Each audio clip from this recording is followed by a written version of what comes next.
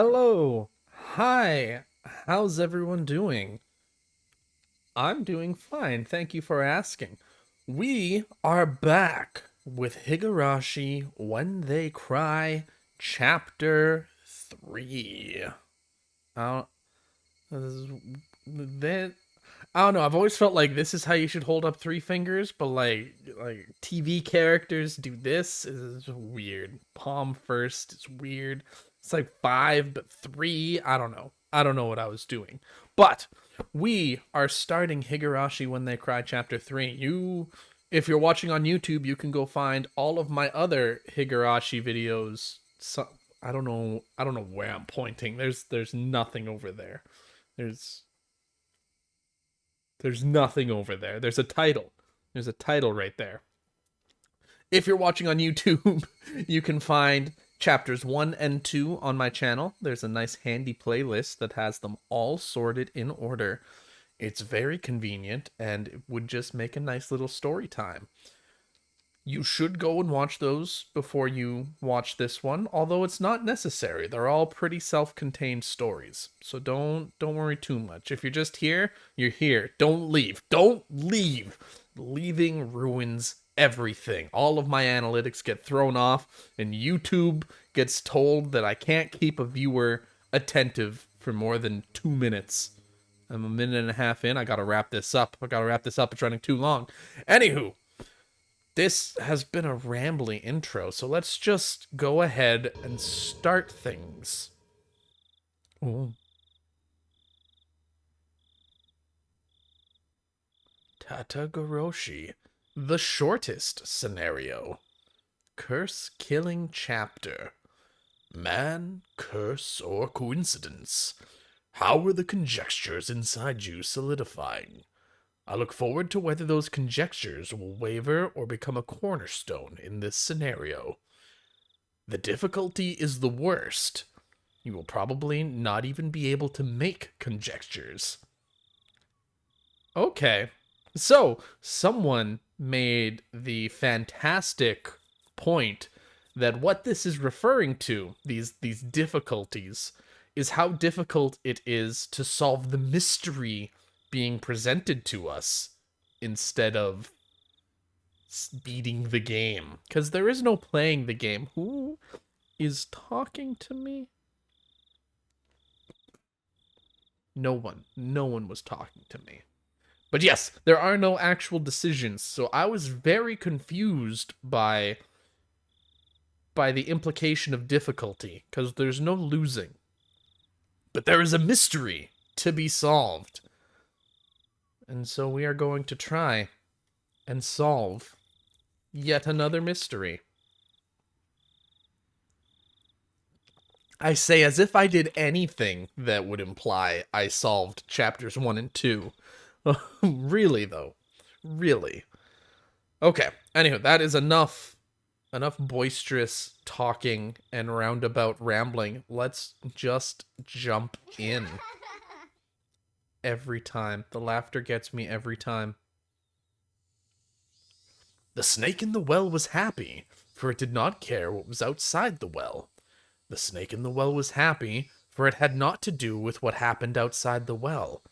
And you were happy too, for you did not know what happened outside the well. This is a work of fiction. Any resemblance to actual persons or organizations is incidental. AD 1983.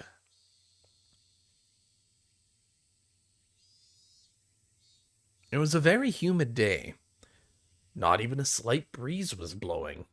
It had been an unpleasant summer, one that wasn't only hot, but swelteringly so. There were various articles of clothing hung out to dry in the messy apartment windows, but the lack of wind evoked an impression far removed from coolness. In fact, it only felt more oppressive. There were crooked houses and apartment buildings lining the narrow, twisting road. In addition, there were planters and flower pots whose contents were beginning to wilt, as well as bicycles and motorcycles on the sides of the road, making it even more cramped, more oppressive, and all the more sweltering. This is not Slay the Spire. This is Higurashi Chapter 3. I I really enjoy the Higurashi visual novels. They're visual novels. And so I've been reading them on stream for the past month, taking breaks in between each chapter. So between chapters 2 and 3, I took that Slay the Spire break. And to be honest, if people ask for it, I'll probably try and fit in some more Slay the Spire streams in the future. But for now, we are reading. Reading. Nobody who was in this place at this time was visiting it voluntarily. But in spite of what everyone might expect, a single motorcycle came rolling in. The lone motorcycle, which couldn't be called neat even as flattery, pulled up to a 2-story apartment complex and stopped there. A man, fairly old and wrinkled, stepped off. When the housewife hanging out the laundry noticed him, she called out, "Well, hello there. It's quite hot today again, isn't it?" "You've got that right. I feel like I'm gonna boil out here." "Oh, right, landlord. I didn't think that would be the first thing you said." "Ah, sorry. The fluorescent lights, right? I completely forgot." "No, not that. Don't you smell it? There's a terrible smell about. I've been smelling it since this morning." "Wait, what's this? It reeks. Did the sewers get backed up again?" "Do something about it, landlord. I've had to keep my nose plugged all day long." "You'd still look plenty lovely plugging your nose, my dear." There was an unhygienic drainage channel running behind the apartment. The lattice from which it flowed was stuffed with branches and fallen leaves, and when filth got caught up in them, it created an awful stench in the summertime. "Could you tell the municipal office about it? The drain will end up buried at this rate." "Well, yikes. It's completely blocked." It'll start back up if you poke it with a stick." The man crossed the fence over the drainage channel and picked up a filthy drying pole sitting nearby. He must have planned to stick it into the drain and clear it out. Wait, landlord, stop that. If you mix it all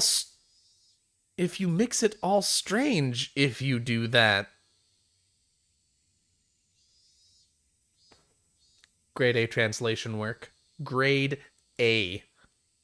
"It will smell terrible." "It smells if it's clogged, and it smells if it's mixed. Which should I choose?"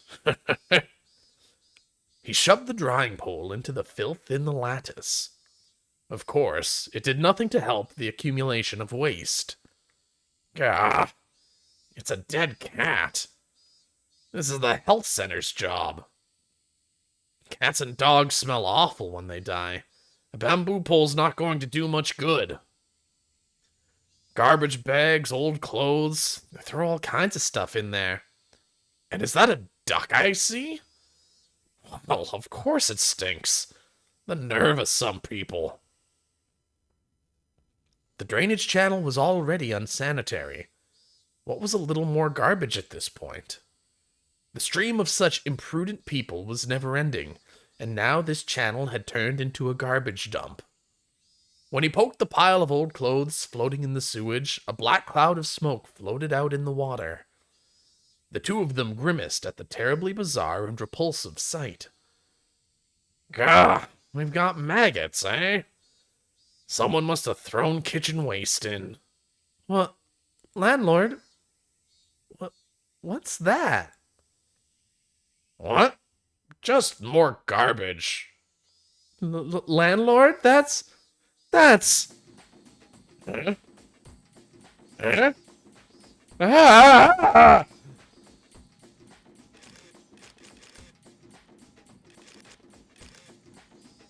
Oh, hello. Good work today." "Ah, what a terrible stench. Hey! Someone cover this thing with a tarp. From the second floor of the houses, it's in full view. Identity of the deceased unknown. Sex, female. Age estimated to be late 20s or early 30s. Time of death about 2 or 3 days ago. She was probably abandoned after death. Naked, too? Figuring out who she is will be rough.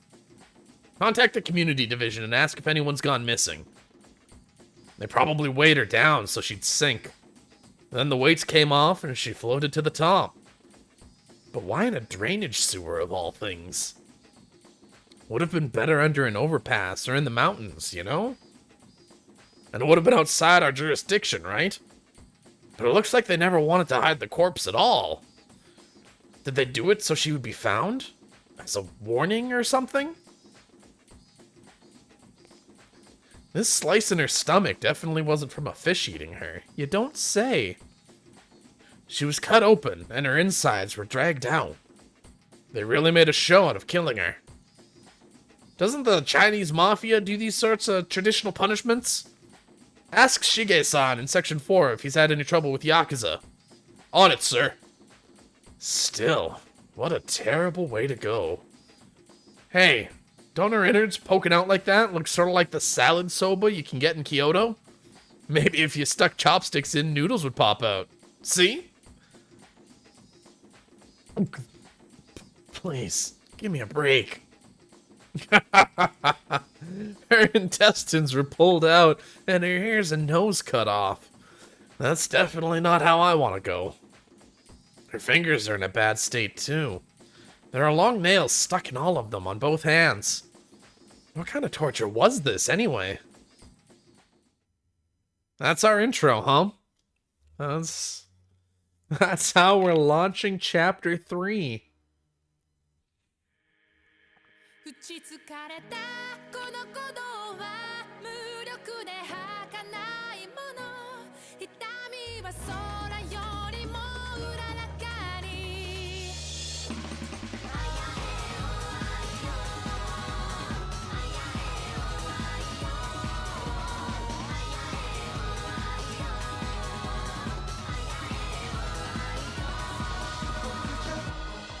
空があった風も熱も夢も明日も空気中にさまよった理想怒り視線切な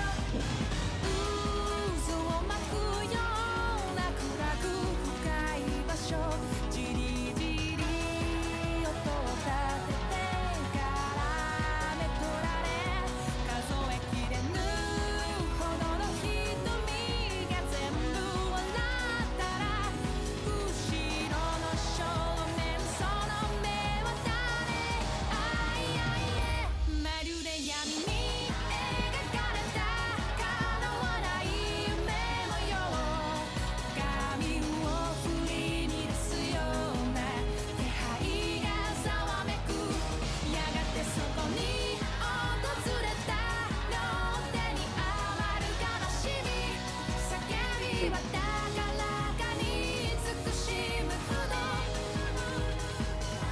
痛みは空よりもうららかに水槽のディスプレイ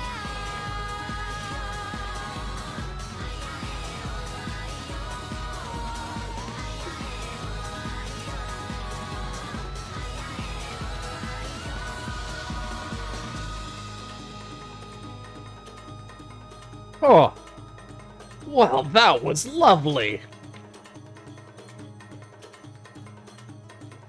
I'm really glad I downloaded the mod that put that video in. That was fantastic.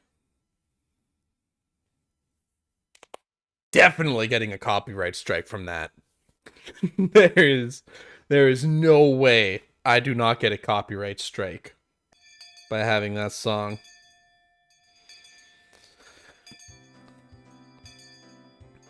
The most relaxing time during the school day?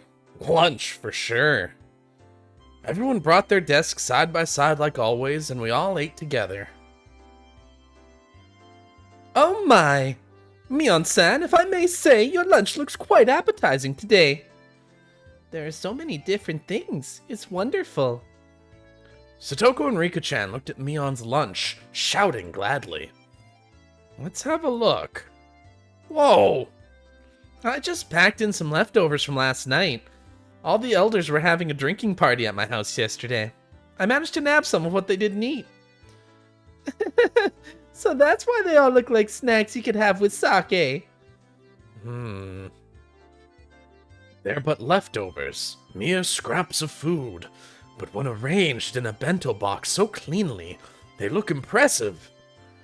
It looks like part of a full-course meal at a high-class restaurant. People seem to decide if they like things mainly based on their first impression, so I thought maybe the taste of a bento would be proportional to how pretty it was when you opened it.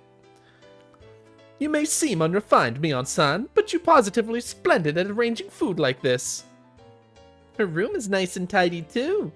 Mi-chan is a lot more organized and polite than everyone thinks. It's all the same once it's in your stomach.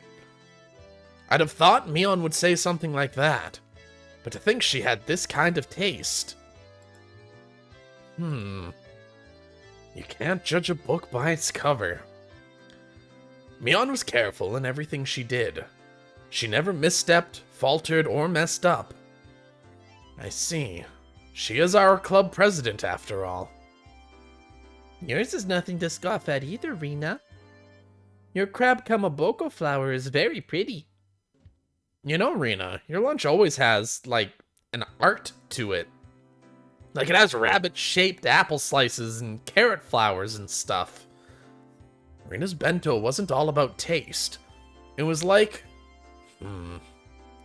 like she always puts her heart into it, or something. It wasn't just good. It made your insides all nice and warm. Thanks. It's not quite as good as Mi-chan's, but I wanted to make it really cute. Ow. Cooking isn't about skill. It's about love. In that sense, I didn't even come up to your feet. Love, huh? Yeah. Just from looking at her bento, I could definitely feel that Rina put her heart and soul into making it. That's what her bento was like. The taste isn't all that counts for a bento. How it looks also matters. I suppose we must learn from this too. Huh.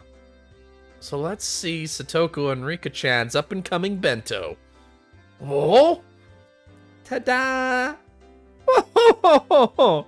Yesterday our neighbors shared some meat with us, so we ended up grilling it for our bento. These ones too. They had such an impact. They were bursting at the seams with grilled meat. At a glance, it was too impactful for a girl's bento, but when you thought about eating with all your friends, it brought more than enough color to the table. Wow. At first, it looks like the kind of crude bento that a jock would eat, but there are so many different things in here. Like boiled spinach and soy sauce and stewed hijiki. Rika-chan, you're really good at this kind of unaffected cooking, huh? Yep. I think Rika-chan will make a great wife when she grows up. I have a tight hold on my future husband. A husband for Rika-chan, huh? At first, that sounded appealing. It did, but I felt like a married life with her would be anything but normal. Keiichi, you're on thin ice. You are on some thin ice, Buster.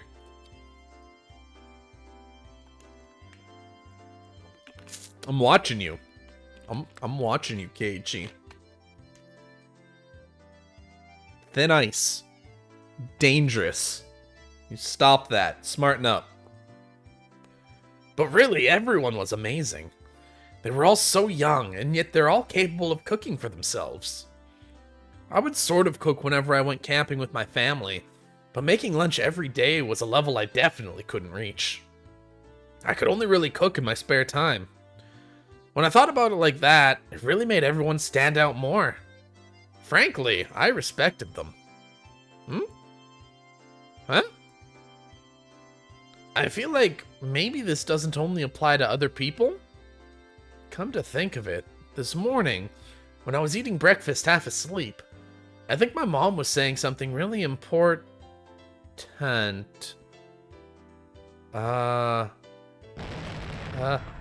Ah! With a hysteric groan, I suddenly stood up, startling everyone at once. What's wrong? Wrong! You'll make us choke if you shout like that so suddenly, you know. There's rice coming out of your nose, Satoko. I'd forgotten. All this stuff about cooking for yourself. It applied to me, too.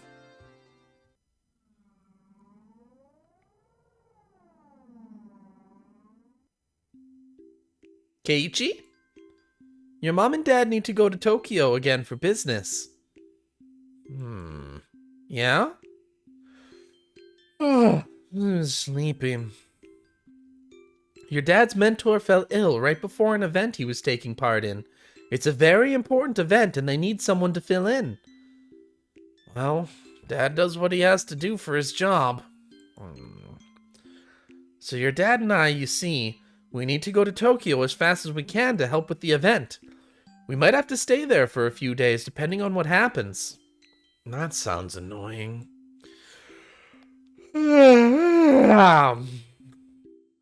While we're gone, you won't be here. We won't be here. So you'll need to make your own meals yourself. While we're gone, we won't be here. While we're gone, we won't be here. But only while they're gone. When they're not gone, they'll be here. Translation is hard. Are you okay with that, Keiichi? I'll be fine. Humans can do anything when they're desperate. Is that so? That's a relief. You can at least cook rice, right? And you can make miso soup as well. Then you just buy some side dishes and you'll have a meal. A meal? Yeah, I can cook rice with my camping kit. Never used a rice cooker before. I've only ever made instant miso soup that you make in a pot of boiling water, too. Well, I'll think of something.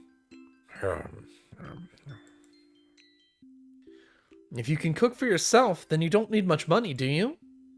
No eating out. It's too expensive. You're at the age where you should learn about cooking and personal finances now, after all. Yeah, I'll get by. No, I won't! What was I thinking? I was half asleep and I made such crazy empty promises?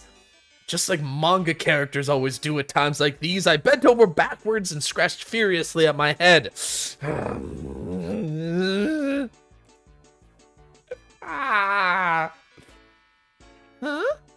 Keiichi-kun, your parents sure have it rough. Anyway, you need to keep things in order while they're gone. Anyway, food. My parents aren't here. I have to make it all myself, you know. This is a huge emergency. Should you not simply give up and cook for yourself? Keiji-san, did you not make a fabulous curry dish for the curry party previously? Listen here. My mom taught me how to cook that curry when we camped, and it's the best I can do. I can't eat curry 3 meals a day. I mean, it's just junk food in the first place. There's no nutritional balance whatsoever, and it's just completely... stupid? Shh! Mion and Satoko put their hands over my mouth. A moment later, the door rattled open, and Chie-sensei, a known curry maniac, suddenly poked her head in. Did I just hear somebody bad-mouthing curry? No, we didn't say anything. Everyone's faces went totally white, and they all shook their heads in denial. Her eyes rolled over the classroom. Her glare wasn't just a teacher's ordinary stare. Is that so?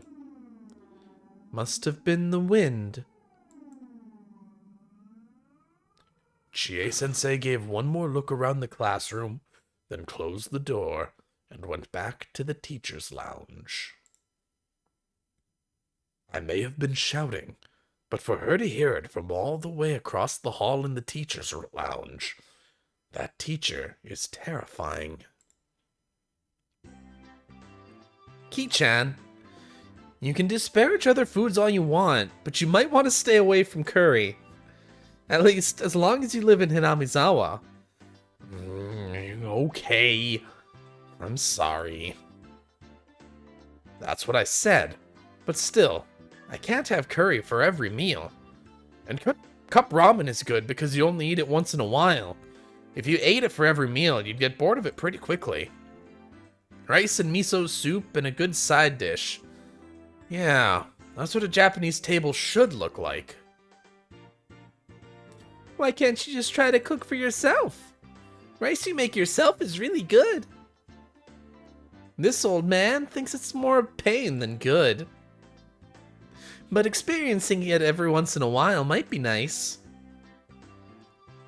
That's right. Life is all about experiences, right? But when you cut your fingers or burn yourself, it's so sad. So very sad.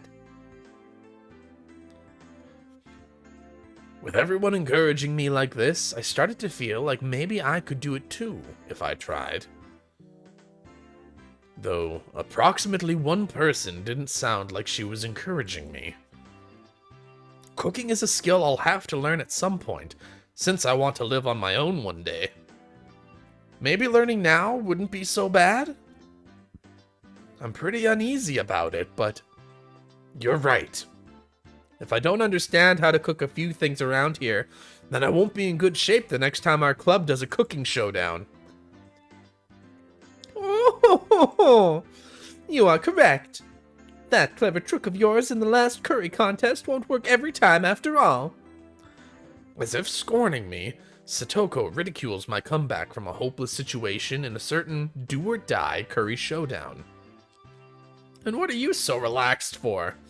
You relied entirely on Rika-chan back then, didn't you? What did you cook at the time exactly? You put a bag of salt in Rina's curry, and a bag of salt in Mion's rice. And you flipped over my pot! So wait. Hold on. Wait. Just wait. Hold on. Just one.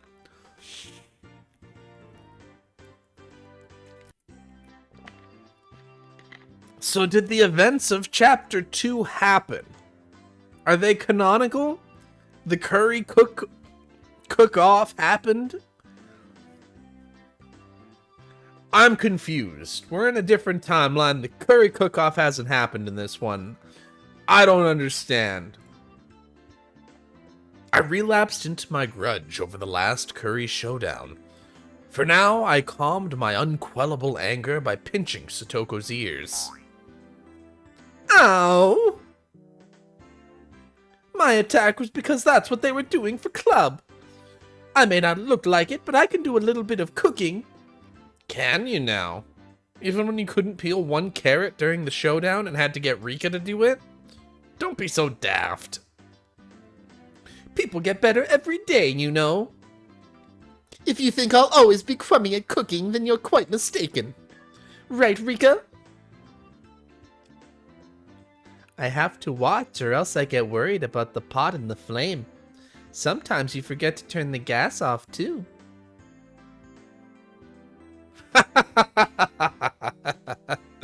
Everyone burst into laughter. That shouldn't be an issue with cooking. Even I would never do that. I don't want to hear that from someone who eats nothing but cup ramen. But, Satoko can cook pretty well for herself, you know? Rina, it's fine. You don't need to force yourself to cover up for her like that. No, I'm not trying to cover for her or anything. It's just that Rika-chan's cooking is by far the best of all of us, so hers doesn't stand out. Satoko has mastered the basics too, right? At the very least, I can cook rice and miso soup. Well, she can't quite tell the difference between cauliflower and broccoli, though. They're both the same anyway once you boil them. Satoko erupted into anger, making 2 fists and swinging them above her head. Everyone laughed a lot after that.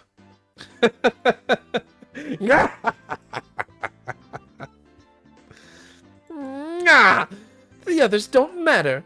I cannot stand being laughed at by you, Keiichi-san. Yes, perhaps I do lag behind everyone else in terms of cooking skill. But at least I'm confident I'd never lose to you, Satoko.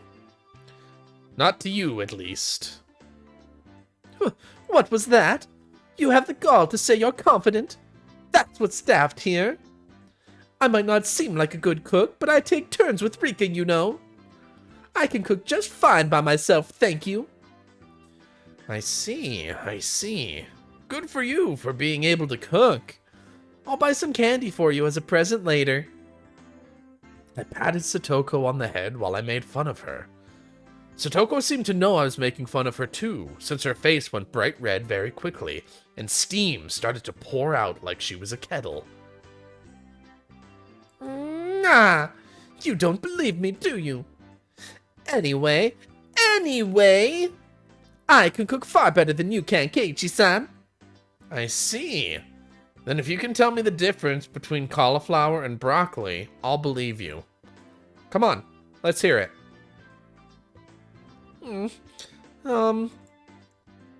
The green one is broccoli. Or no, the yellow one. Cauliflower is blue, red, green. Come on now. What color is broccoli? Blue, red, green? It's not a television. Come on, say it. Satoko can cook just fine without knowing what color broccoli is. White. Good for you. Stupid Keiichi. Oh, it was nothing to cry hysterically about. She's so goddamn cute. I stroked her head as hard as I could. Ruffle, ruffle, ruffle.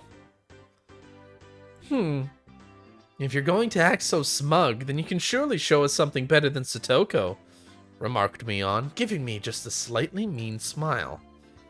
Actually, well, I had no confidence at all in my cooking. But the situation carried me along, and I decided to deliver an impressive declaration. Just you wait. Tonight, I will make the best darn meal you've ever seen. I'll even make a little too much and pack it for lunch tomorrow. You'll be so surprised you'll fall over. That sounds like fun. I can't wait for lunchtime tomorrow. Rika-chan petted me on the head. Her words of can't wait sounded so transparent. Rina is excited too. I promise I won't laugh no matter what you make. Alright, so maybe I'll go all out on my bento tomorrow too. Then let's do this.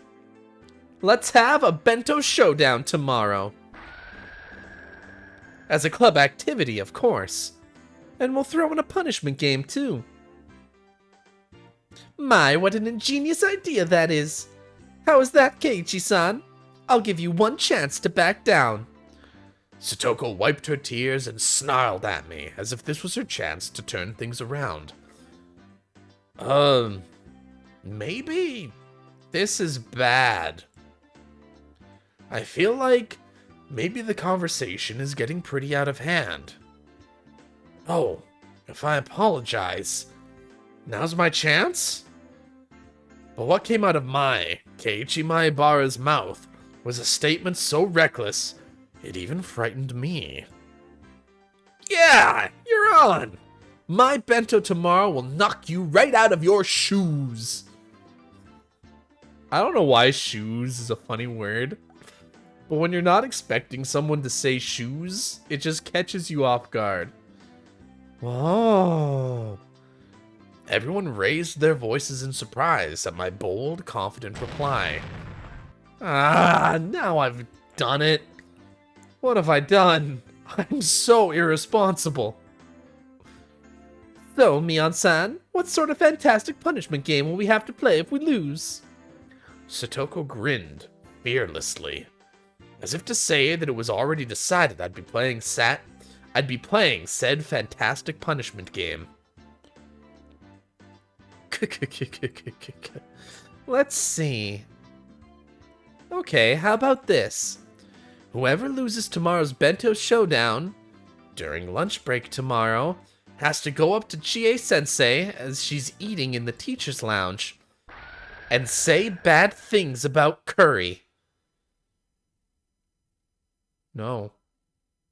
No, I do not agree to this. Mi-chan! That's... How terrifying! Everyone went pale and gasped at how truly terrifying the punishment game was. Chie-sensei is such a maniac about curry that she'd risk her life for it. And to go up to her and start saying bad things about curry? What kind of fate would await us? Just trying to imagine it was scary. And as everyone looked blankly amazed at the terrifying punishment game, Rika-chan spoke. Tomorrow's contest will be decided by skill. Rina and Mion and Satoko, everyone nodded deeply in agreement. Although Keiichi-san's problem might be his own dinner tonight rather than tomorrow's bento. Oh, ha! How disappointing that you can't witness what an amazing dinner I'm going to make tonight. I'll let you have a glimpse of it in my bento tomorrow, so look forward to it. That is quite a lot of grandstanding. You do know what will happen if you come to us with something terrible, right? I just can't wait. How much trouble you'll be in with Chie-sensei tomorrow, Satoko. Yes, I can't wait either. To see you, Keiichi-san, groveling before her and begging for forgiveness. Saying it all with tears streaming down your face. Yes, I can just see it now. What was that? Yoink. Nyah.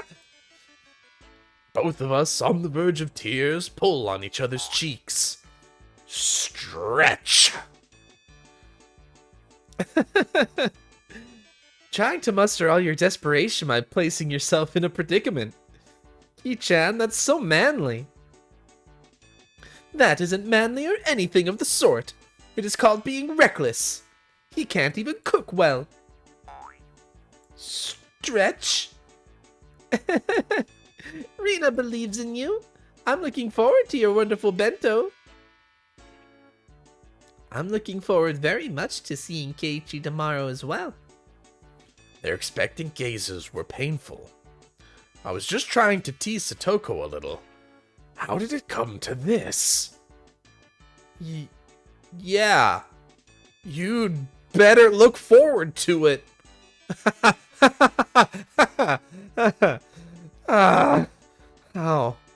am I able to say such reckless things?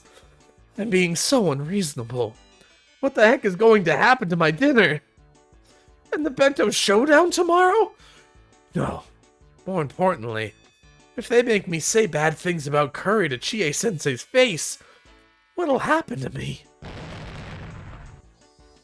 The extreme contrast between my outward bravado and my internal screaming continued as the hot and humid June afternoon dragged on.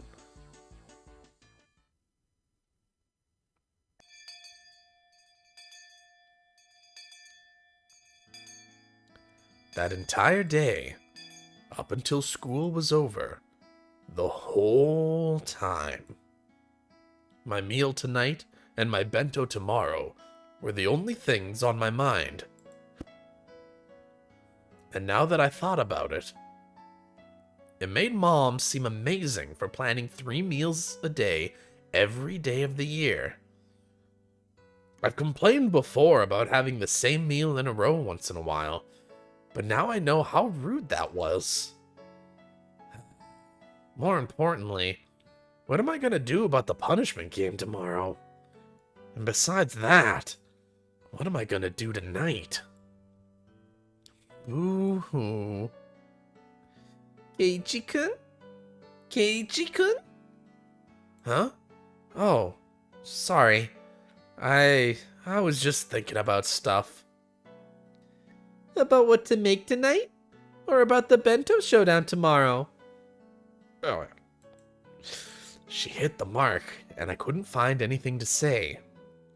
And my facial expression made obvious the fact that she hit the mark. For tomorrow's showdown, I think that if you do your best to make a bento, you'll be fine. There's nothing superior to a bento you tried really hard to make all by yourself. Tomorrow's showdown is the one thing, but what about dinner tonight? I might suddenly get food poisoning. I couldn't make any more bluffs. I exaggeratedly drooped my shoulders and heaved a sigh from the bottom of my gut.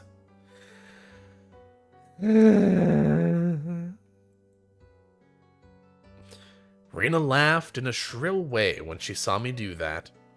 Keiichi-kun, you don't have any confidence in your cooking at all, do you? So I've been found out. Ugh. If it looks like you can't do it no matter how hard you try, you can always give Rina a call. Eh? Really? But only if you try really hard first, okay? You can't rely on others without first struggling yourself. Rina seemed naive, but sometimes she was instructive. She didn't just spoil people unconditionally. Rina always seemed like an adult at these moments. If I absolutely can't do it, I'll call you. Though the chances are extremely high. Go for it! Yay! You were grandstanding so much to Satoko-chan that you have to try your best. Hey, about Satoko. How good is she at cooking? She's at least better than you. That was so direct. It hit me pretty hard. You were making fun of her a lot, too. Maybe you should have to struggle just a little, huh? Rina, you're pretty mean. Rina isn't all cute. All cute. Now that I'd provoked Satoko that much, I couldn't just make some crummy bento. I can't believe how loose-lipped I am. Okay, bye. Good luck. On the cooking. Show everyone that you can do it if you really try. Yeah. I waved my hand absently in response. Leaving me with words of encouragement and a few pieces of super beginner advice, Rina disappeared past the trees. We're gonna make the best bento ever. It's gonna be the best. No one's gonna see it coming. Not a soul. It's gonna knock your shoes off.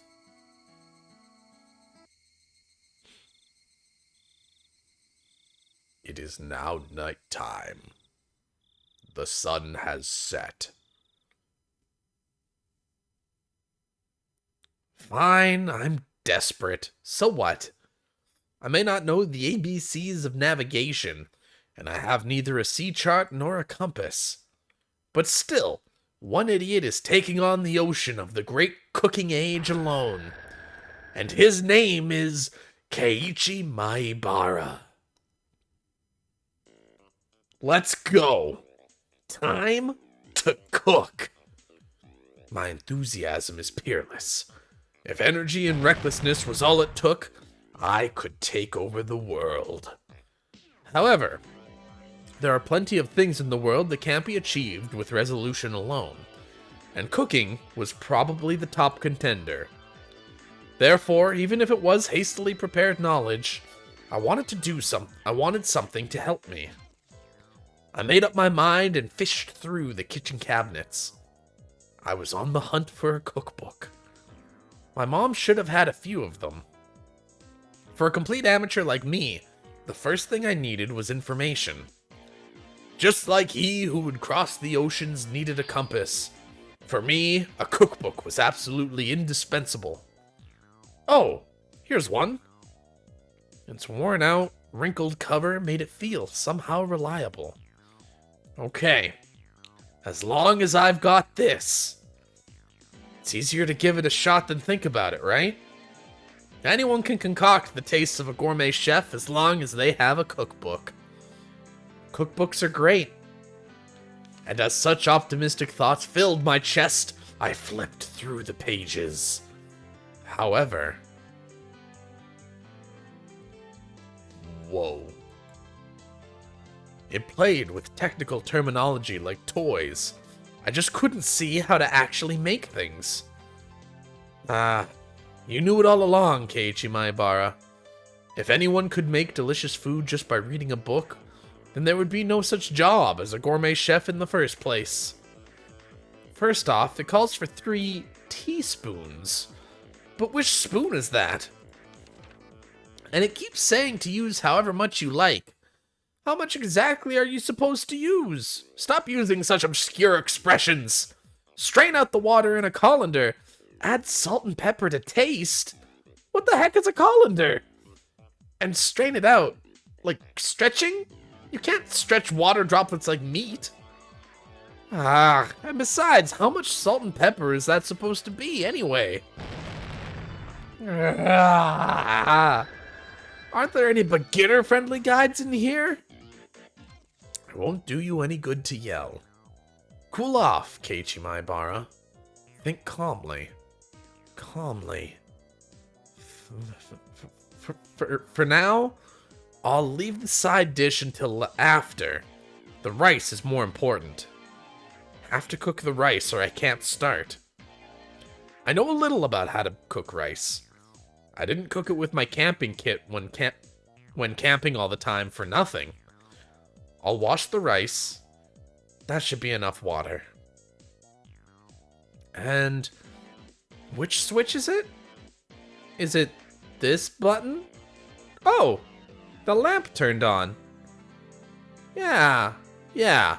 Fully automatic rice cookers are one of the 3 sacred treasures after all. Now, pleased by the rice cooker set, I pulled myself together and decided to take on the miso soup next. Let's do it, we got this. Miso soup coming right up. The miso soup I made at day camp was all the instant kind, after all. Well, it would be fine if I just melted the miso into hot water, no doubt. I'll boil the water and put in the miso. Huh? How much should I put in? Let's see here. Use the proper amount according to the number of people and your tastes. Enough with the vague expressions! Fine, then I'll put in the proper amount. I crushed the bag of miso in my fist and put half of its contents into the pot. Oh, was this really okay? Maybe this was a little too hearty. They do say miso soup is best when it tastes strong. Come to think of it, my mom's miso soup is a little thin. Maybe I'll like it better with this much in it. I said it aloud as if trying to convince myself. Then, convinced by my own words, I nodded to myself. All right. The rice and miso soup were probably fine. Next, the side dish. But what should I make? Something I could make that would add color to the meal. That's it. Why don't I stir fry some vegetables? You can eat vegetables raw too, and they won't die from just a little bit of fire. I was so cute then, not realizing that the level of my thoughts had fallen from what would look great at a meal to what would be easy to make. There were quite a few vegetables in the refrigerator. What kind of vegetables go in a stir fry? Bean sprouts? Cabbage? Chives? Onions? Can you put cucumbers and lettuce in? You can definitely put cucumbers in. For now, I grabbed a nearby cutting board, cut them into chunks, and tossed them into a wok. This has gotten pretty exciting. Is the true worth of men's cooking? What? Goddamn Japanese. Hey, this is actually getting kind of fun. All of a sudden, there was a pile of vegetables in the wok. Alright, next is the salad oil. Glug, glug, glug went the salad oil. It'd be more exciting if I filled it to the brim. Whoops, a bit leaked out.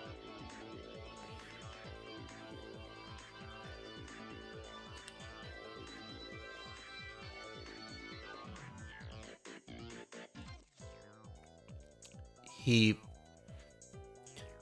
filled the wok to the brim.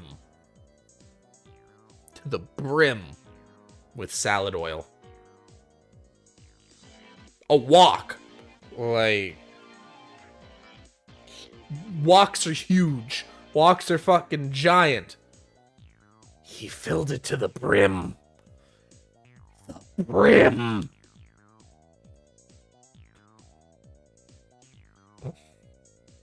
Well, no point in worrying about something so minor. The great Keiichi Maebara's cooking is exciting.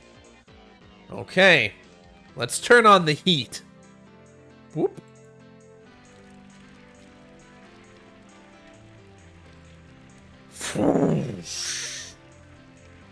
The salad oil filling the wok to the brim caught fire, and flames reached up to the sky. Amazing. Maybe I can be an Iron Chef too. What if I'm really good at cooking with fire? Those words were spoken by delusion. I was saying something outrageously careless, but when the words came out, they sort of convinced me. Yes, I am an Iron Chef. Ow! Hot! Hot! Hot! Right as the crazy pillar of flame started to burn the ceiling, I finally realized that the fabulous cooking before my eyes had culminated into an actually life-threatening disaster. Wait, what? Could I have been doing something insane? The force of the flame grew stronger and stronger. Wait, what? What? Gah! What in the world are you doing? You must stop the flames this instant! Whack! Somebody forcefully struck me in the back of the head.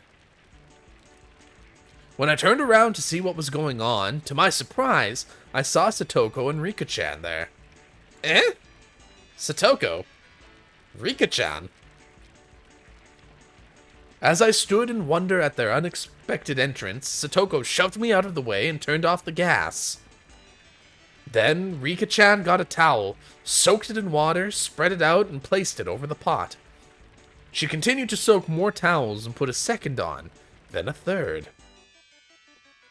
Once a whole bunch were piled on, the fire finally stopped. All of it had happened in a few moments. Having avoided a huge fire by a hair's breadth, the three of us gasped for air. Wait, what are you doing in my house? You're trespassing on private property. Yes, well, Keiichi-san, you've been caught red-handed in the act of arson. It was just about to turn into a huge building fire, wasn't it? It would be very, very sad if Keiichi was homeless after this. And after pretending to be an Iron Chef, I finally began to take in the situation. So, that was really about to set the house on fire? Is that not obvious? Just look at it! The ceiling is all sooty, is it not? Chimneys are the only things that should be sooty! Satoko was seriously mad at me. Maybe they saved my life.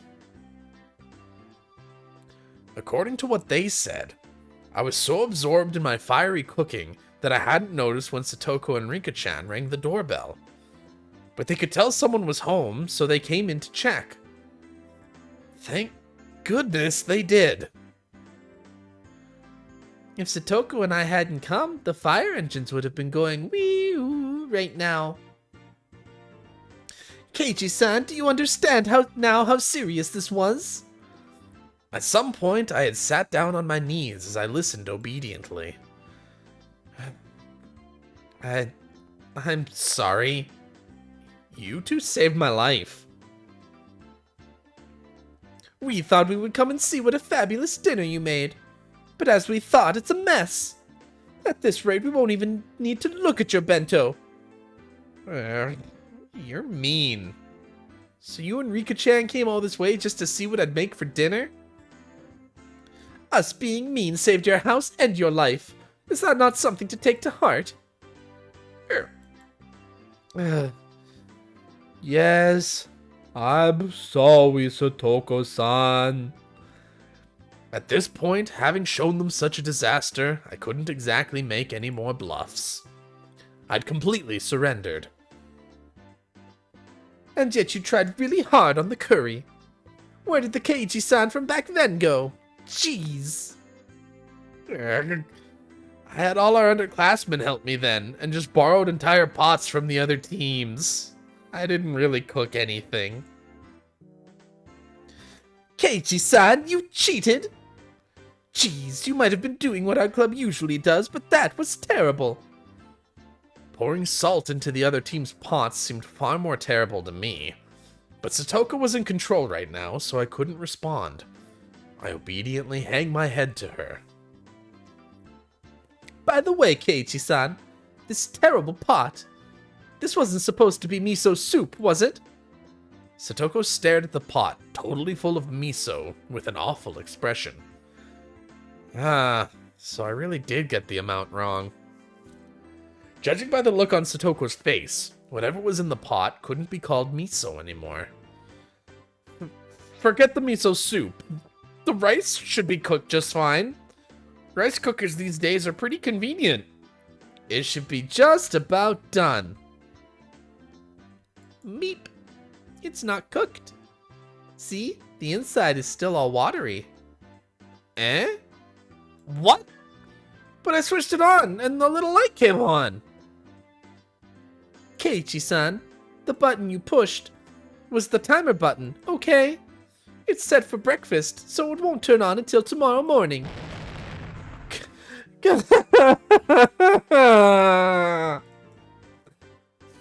then what? In the end, I don't have a side dish or miso soup, or even rice. I couldn't make anything myself? Oh, who's talking to me?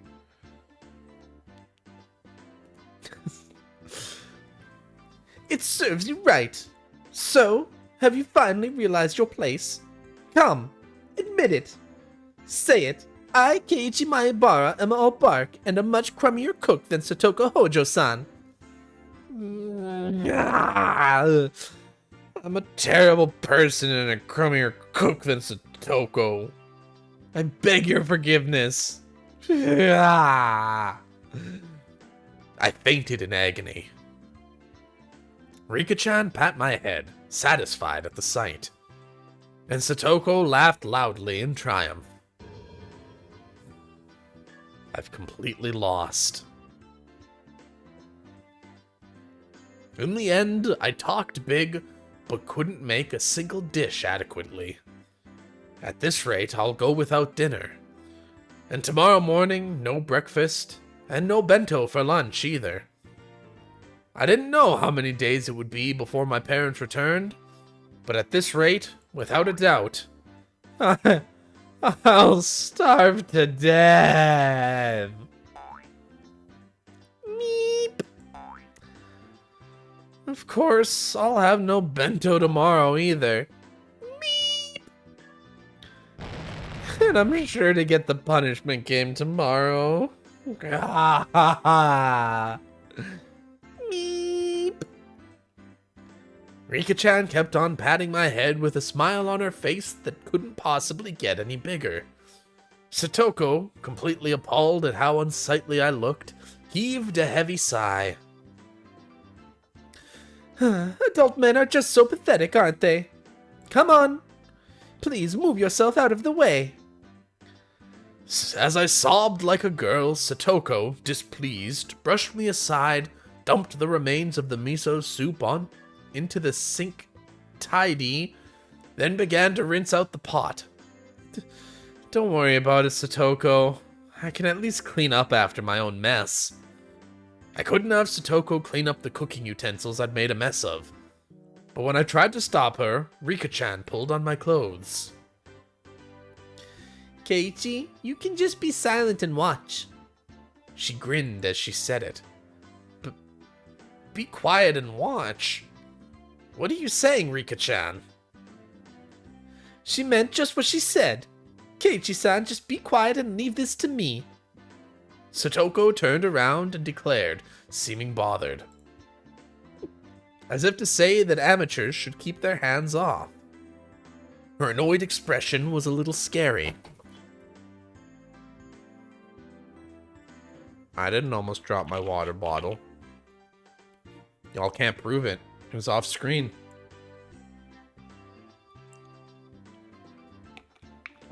Y'all saw nothing. Y'all saw nothing.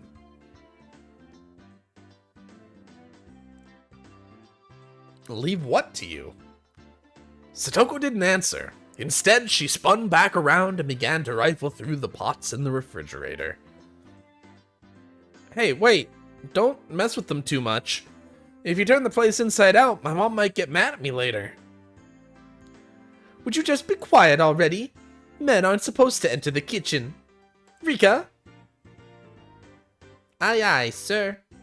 Satoko snapped her fingers, and Rika-chan got on her tiptoes, grabbed me by the back of my neck, and started dragging me away. Leaving Satoko alone in the kitchen, Rika-chan dragged me back into the living room. Hey, stop! Rika-chan! Let me go already!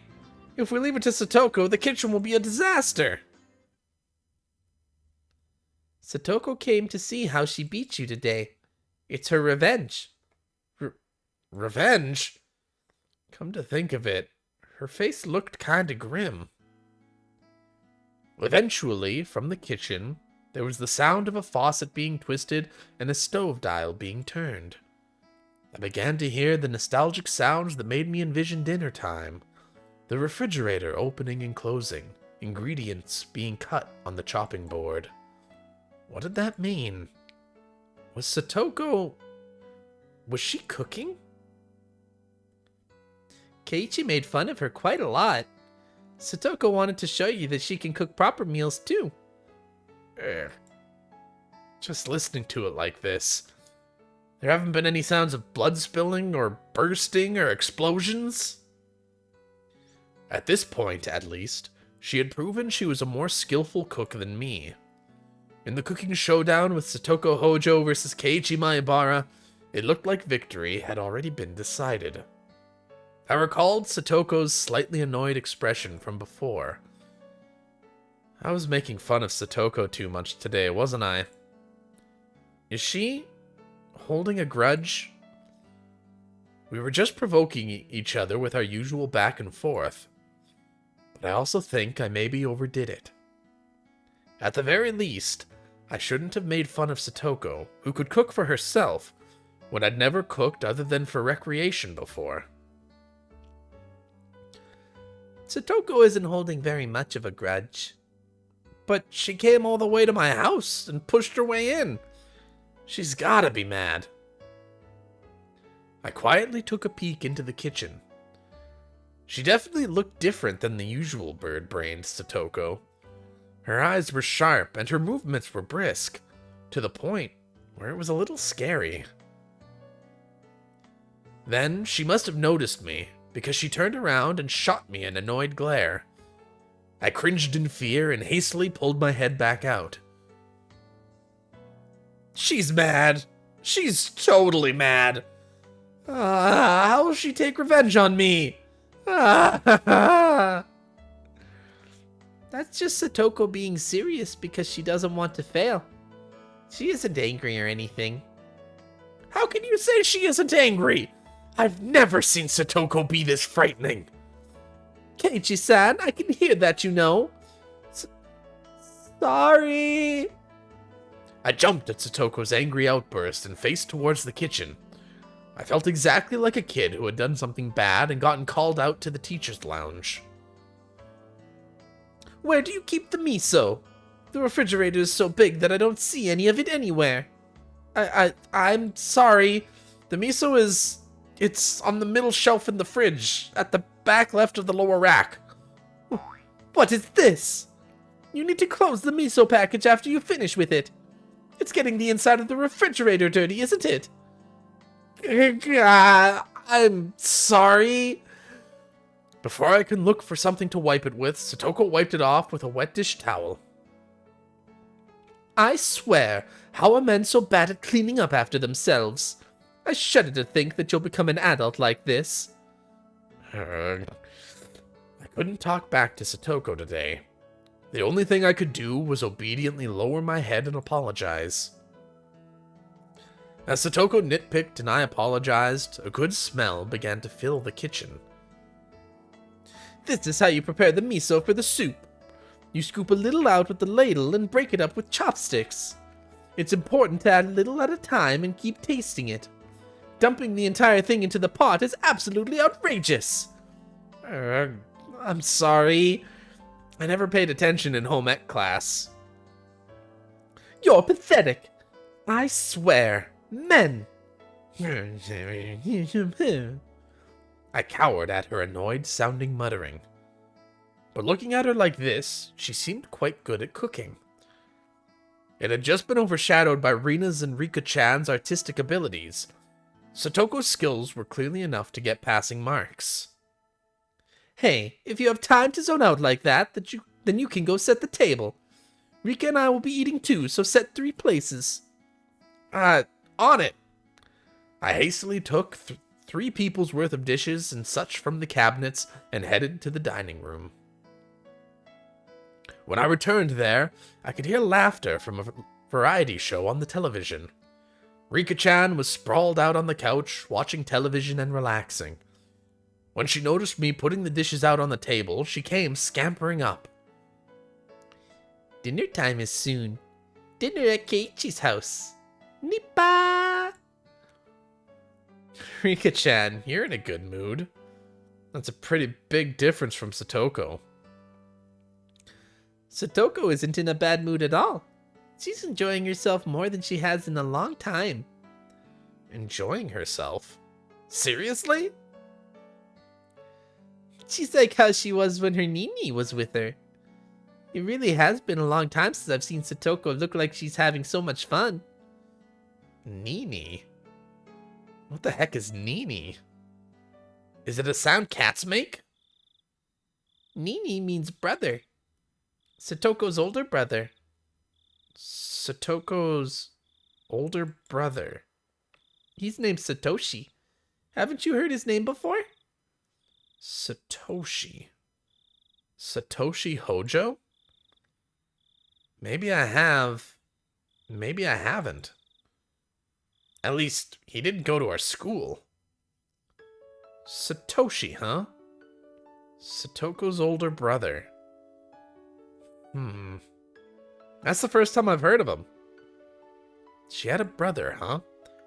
I didn't know that. She does have one. Saying that, Rika-chan grinned even more brightly and went, Nippa! Again. When Satoko was with Satoshi, she always looked like she was having fun just like this. It really has been a long time since I've seen Satoko enjoying herself this much. However I looked at it, she seemed to be in a bad mood. But her good friend, Rika-chan, was saying that it was actually the opposite. Is she really enjoying herself? She must be remembering the times she spent with her Nini. It's nostalgic. Nostalgic? Huh. Then does he live apart from Satoko? Maybe Satoko's older brother Satoshi is actually a lot older than her? He must have gone off on his own and was living by himself far away. Satoko seems like she got along well with this Satoshi person. She did. The two of them got along very well. She spread her arms wide to demonstrate the width of how well they got along. According to Rika-chan, Satoko supported her docile, slightly unreliable older brother through nagging. That was their relationship. I see. That certainly applied to the current situation. We had me, unreliable, unable to cook even a single dish properly, and Satoko, who redid it while scolding me. Could Satoko have been getting a glimpse of her brother, who now lived far away, through me? So she could always nitpick whatever Satoshi did, but she firmly supported him and they got along well. Today she was the one. She suggested we should go to Keiichi's house. She said there's no way the unreliable Keiichi-san could possibly make dinner. We need to go make it for him. Then she didn't come here to get revenge or to get even or anything like that. She couldn't leave you alone. Even now, Satoko is a proper little sister. I was an only child. I didn't know how it felt to have siblings. Of course, I've never had a little sister like Satoko. But I felt that in this moment, I was an older brother, obediently and helplessly being looked after by her. Without any teasing or messing around. I'm going to give thanks for her trouble. That's what I honestly thought. Keiichi-san, do you know where on earth the ladle is? Sorry. The ladle should be in the drawer to your right. I ran into the kitchen, got the ladle out of the drawer, and offered it to Satoko. It's all done. Have you put the bowls and things out? Yeah, everything's A-okay. Then let us have our meal. Rika, it's time for dinner. Me. I heard Rika-chan's effervescent voice coming from the dining room. Satoko turned off the gas flame on the stove and lifted up the pot of miso soup. Could you bring the rice cooker, Keiichi-san? Be careful not to flip it over, all right? Right. I'll be careful. I can carry rice cookers just fine without being warned about it. I thought about replying like that, but I decided not to. No mean words or witty retorts today. Rice with steam billowing from it and miso soup, as well as a handful of side dishes. On the table was a truly firm, family-oriented dinner. It wasn't weird at all, or extravagant. It was a daily meal, the sort a housewife would make. It was very nonchalant and brimming with liveliness. Then let us eat. Thank you for the food. At Satoko's command, Rika-chan and I both thanked her in a loud voice. I made light of you, Satoko. You've beaten me soundly. Oh, do you have a better opinion of me now? I may still not be as good as Rika or Rina-san, but I can cook far better than the helpless Keiichi-san. Yeah, I know better now. After I honestly admitted my defeat, Satoko's expression finally softened, and she laughed with her normally loud and cheerful voice. Oh, the rice is cooked really well. Though she used the rice cooker, it tasted a little different from the rice my mom made. Maybe she used a different amount of water for it. Even so, I could tell Satoko's personality from the rice, which made it taste better than usual.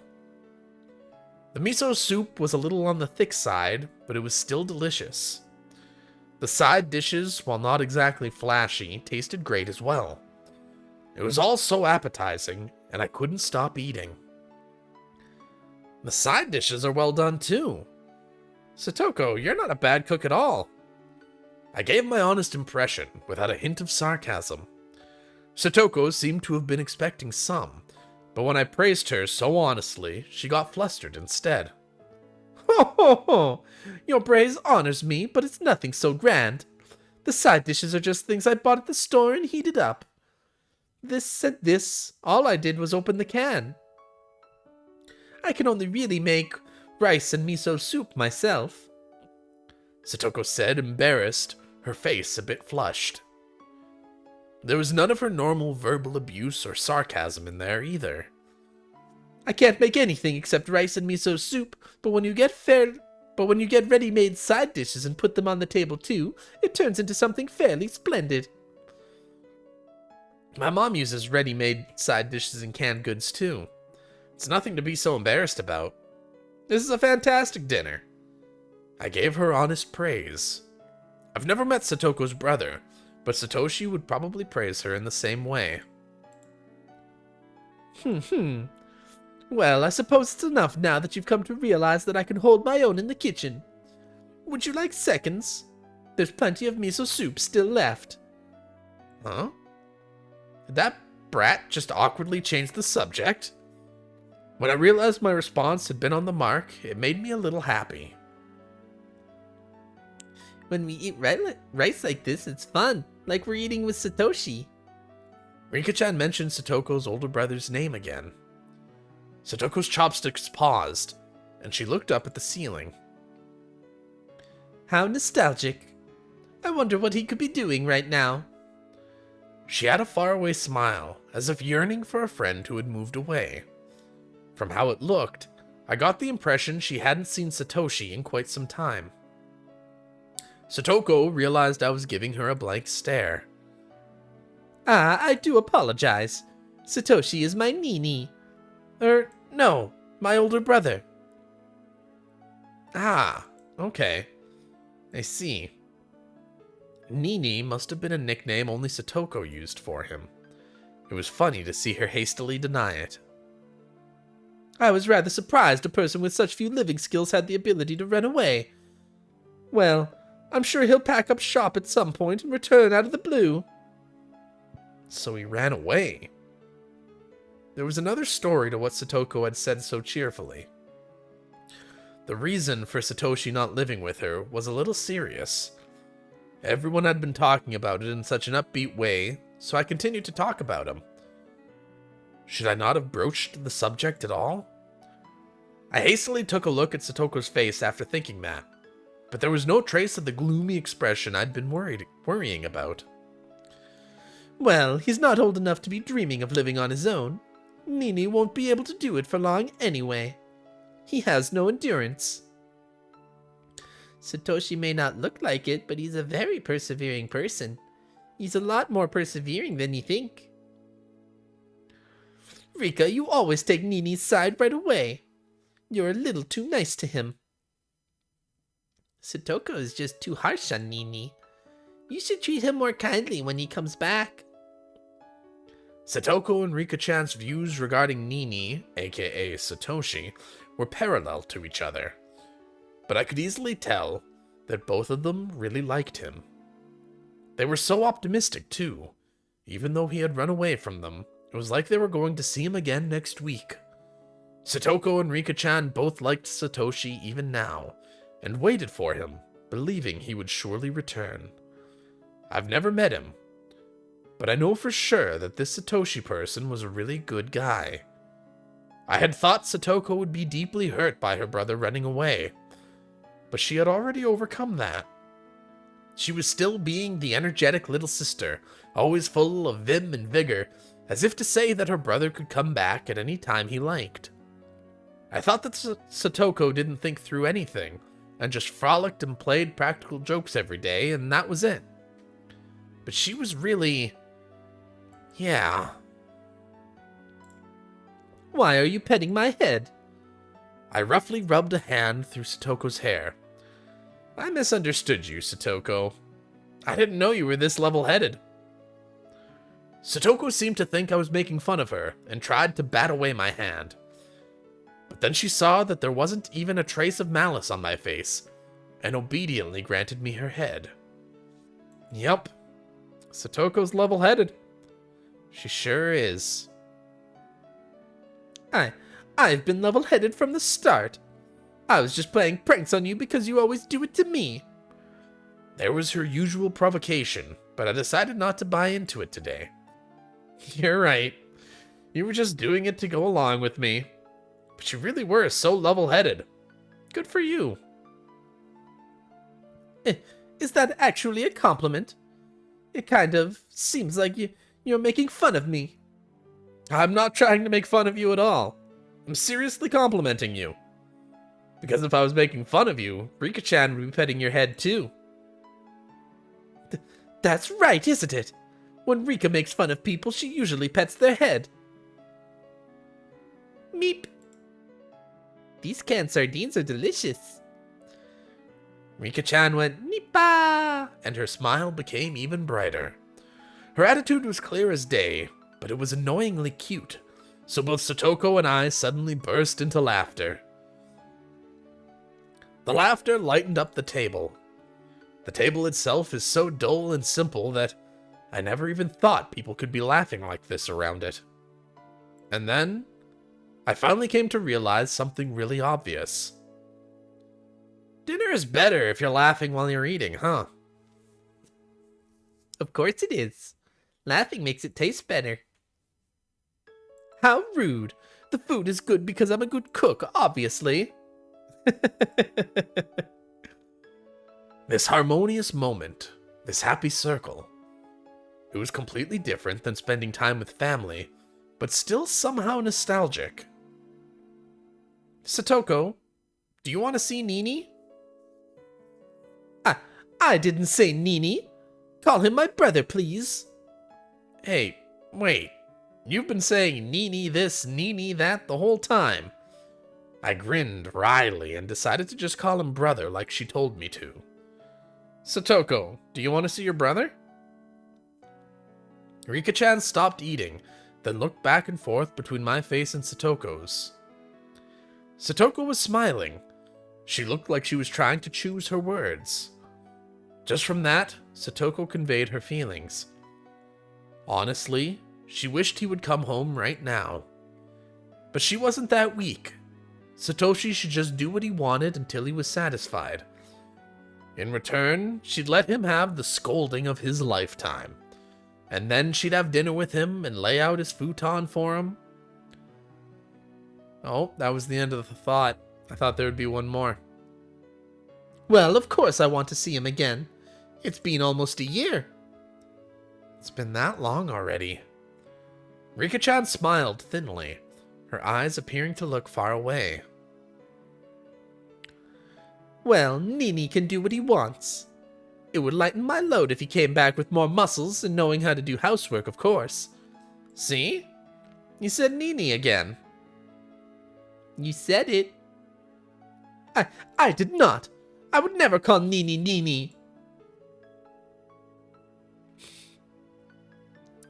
Things rapidly returned to the usual lively atmosphere of lunchtime at school. But nothing changed about Satoko's feelings towards her brother. She was living so bravely, and so strongly. Hey, Satoshi. Your sister is trying so hard to watch the place while you're gone, isn't she? Give it a rest, and come back soon. Got it?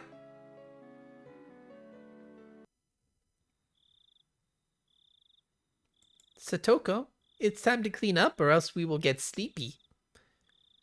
It was when we were all watching TV while enjoying some tea after dinner. Rika-chan let out a big yawn and then spoke. Satoko and I both then looked at the clock and noticed how late it had gotten. No, perhaps we both realized it already. We just didn't want this warm moment to end. Maybe we didn't want to say anything. Oh, this will not do. I still haven't washed the dishes yet. Don't worry about it. I can do that much at least. You made a great dinner, so I can't let you do the dishes too. Are you sure you'll be alright? When people who are not used to it try and wash them, the soap could make the dishes slip out of their hands, you know. Jeez, she's turned into a perfect nagging little sister. It was charming and awkward. Emotions like that were all mixed up inside me. I gave her a vague, dry smile. Keiichi can at least wash dishes. If you break one and hurt yourself, I'll give you pettings at school tomorrow.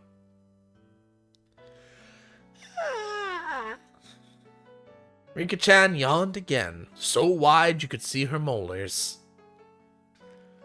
Is it really all right? Keiichi-san is pretty unreliable despite how he looks. Give me a break. Looks like Keiichi's approval ratings have plummeted in Satoko's mind. Don't worry, I'll clean those dishes up no problem. So don't worry about it and go home. Actually, at this hour I can't let you two go home by yourselves. I'll take you there.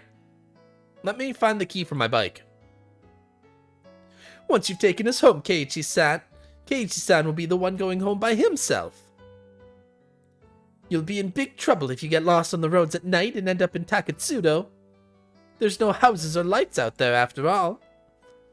I was trying to worry about them going home, but I didn't think they'd be worried about me getting lost.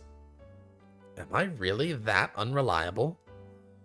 She really is critical, but yeah. This feeling I have, it's not bad. So I ended up not needing to escort them. I saw off Satoko and Rika-chan to the gate. Thanks a lot for today. Thanks to you, I got a good cultural dinner. If Satoko hadn't come, Keiichi would be growling and yowling right now.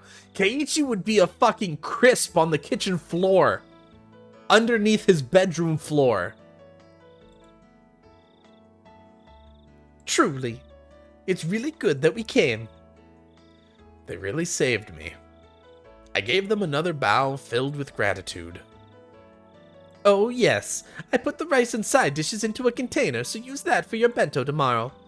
And for breakfast, you can eat some bread and jam. Strawberry jam and peanut butter were in your refrigerator on the middle shelf to the right. Cocoa powder, too, was in the upper right door of the cupboard. I know all that. You don't have to go into detail. I was about to say that, but I decided to humbly listen to her. It was then that I finally realized that Satoko, who had appeared to be in a bad mood, was in fact in a great one, just like Rika-chan had said. And though she nagged a lot, she was very kind. Then good night. Make sure to brush your teeth before you go to bed. You have to do it for at least 5 minutes. I got it, Satoko. I'll brush my teeth and make breakfast for tomorrow. And I'll be sure not to forget the bento. You need to wake up earlier than usual, or you won't be able to get your breakfast or bento ready. Got it? If you like, I can give you a call a little earlier to wake you up instead of you using your alarm clock. You don't have to go that far. I'll set my alarm clock to wake me up a little early. Thanks for being so concerned about me. Satoko looked like she had more fault-finding to do, but she stopped and, leaving me with a good night, got on her bike and disappeared down the nighttime road. Rika-chan went to do the same, but then remembered something and came back. What's wrong, Rika-chan? Did you forget something? Keiichi, you get 100 points for today.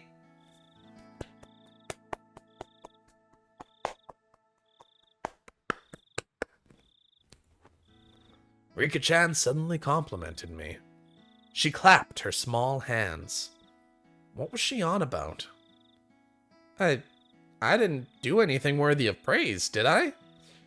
I nearly burned down the house after all. Satoko probably felt like her Nini had come home.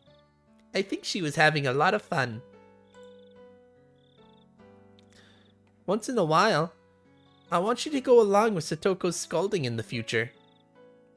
Are you telling me to be like an older brother that she can scold instead of Satoshi? Rika-chan didn't say anything. She just smiled and went all, Nipa! This Satoshi person, he has such a great little sister, so what was he unhappy about? If I were Satoshi, I would never have run away from home. Satoshi had his own circumstances, I'm sure. I didn't know what he was unhappy with, but whatever the reason, there was no excuse for abandoning Satoko. I hope he comes back soon. I probably can't play the role of her actual Nini forever, you know?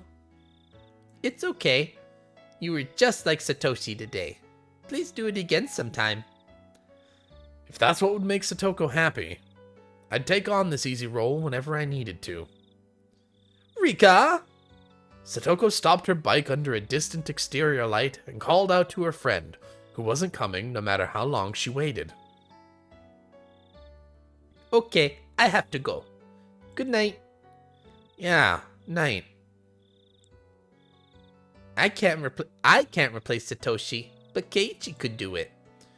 That's one less piece of baggage I need to shoulder. Leaving me with that, Rika-chan sped off on her bike. She rode up next to Satoko, and then the two of them disappeared in the blink of an eye. Satoshi. Seriously, come back soon, got it? If you come home really late, I'll punch you right in the nose. Let's try our best until that day comes, Satoko. Even if I could no longer hear the sounds of their bicycles, I stood there for a while, seeing them off. Oh my god, that chapter just kept going. That was just chapter 1. That was just the intro. Oh my god. It was so long. Oh, why is my back cramping? Stop that. I'm on fire! I'm on fire! Cool. Okay, view new tips.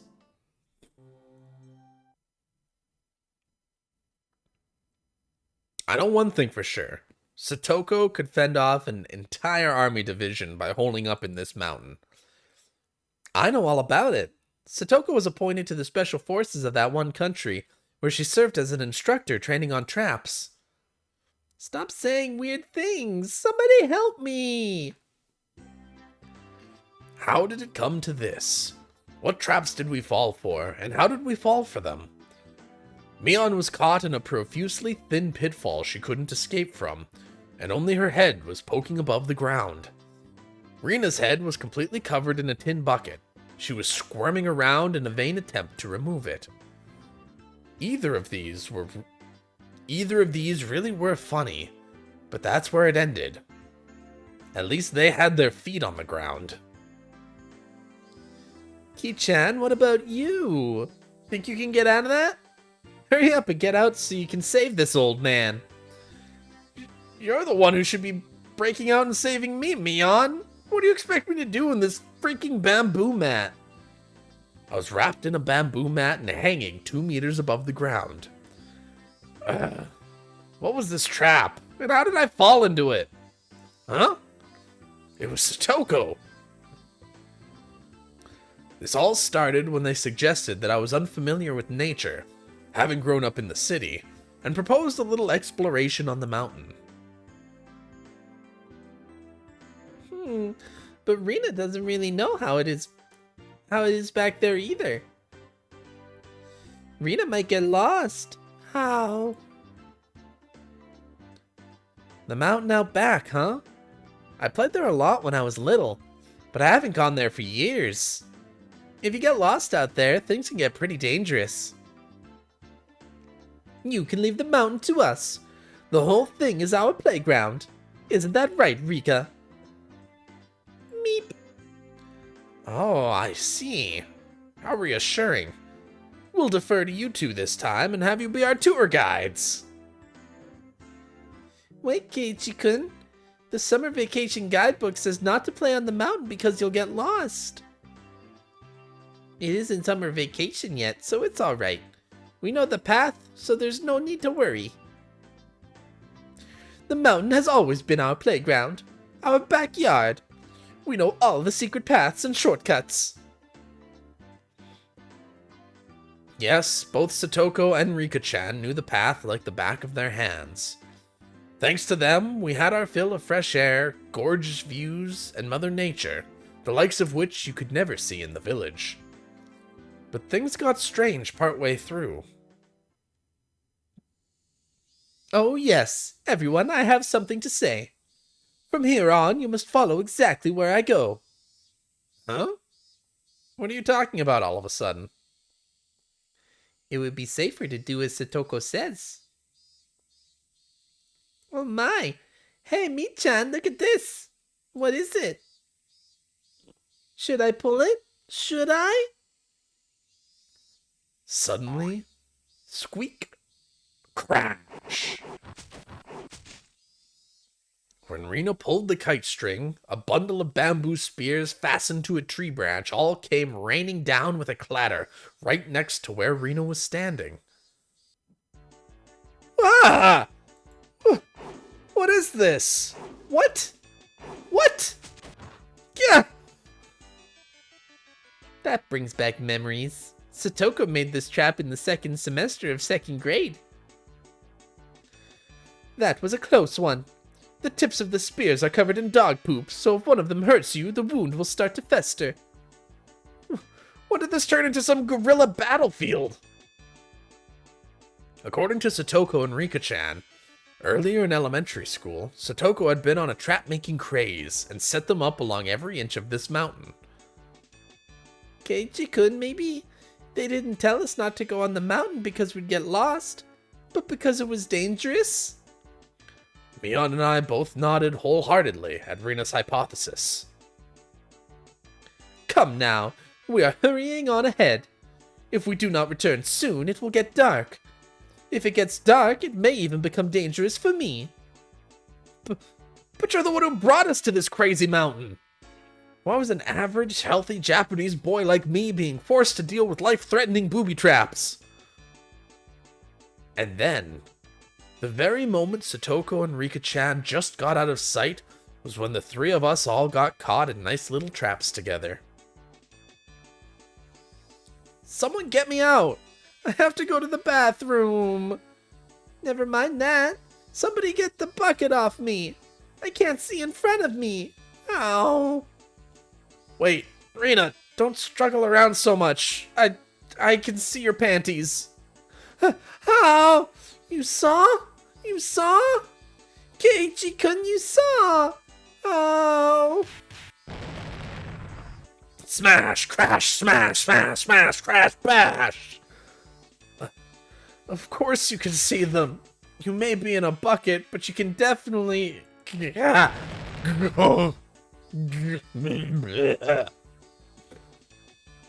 Bucket Rena was using me as a sandbag, and Mion was crying. You can't get out of the pitfall? How sad. How sad. Geez, didn't I already tell you all? You weren't supposed to leave my side. I finally had an epiphany. Satoko had been so bent on taking everyone out to the mountain because she wanted to brag about all the traps she'd set up here over the years. You could have just stopped. You could have stopped just at showing them to us. I didn't need to experience how it felt firsthand. Rika-chan pets our three heads in sequence, in an incredibly satisfied mood. That was it? Okay. Well, for those of you watching on YouTube, that is going to be the end of this part. If you enjoyed this video, please consider subscribing to the channel so that you know when the next video comes out. And like this video so that it tells YouTube that... What am I doing with my hands? My hands got a life of their own. Like this video so that YouTube can tell other people that they might like it based on your suggestion. Also, leave a comment down below. Are there any other visual novels you would like me to read? Are there any games you would like me to play? Let me know, and I'll see if I can fit them into the rotation. Also, down in the doobly-doo, you will find my followables. You'll find my Twitch. I stream on Twitch every Monday to Friday at 7:30 p.m. Pacific time, and I generally go for around 3 hours. There's an ebb and flow to it. You feel it out. Whatever.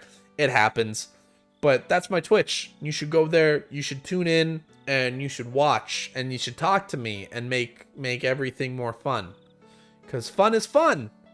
Fun is fun. You'll also find my Twitter. I don't use Twitter. I'm bad at Twitter. I don't know how to use Twitter, and nobody follows me. But if people did, I would be incentivized to learn, and then I could use Twitter to network with other people and continue growing the channel. So you should go follow me on Twitter and whatnot. But that is all of the shelling I have to do for this video. So I will be back tomorrow with a new YouTube video. New, because I used new too many times in the sentence, so now I'm going to overuse it to try and round it back around into a joke. New. But yeah, until then, I will catch you all next time. Ciao for now.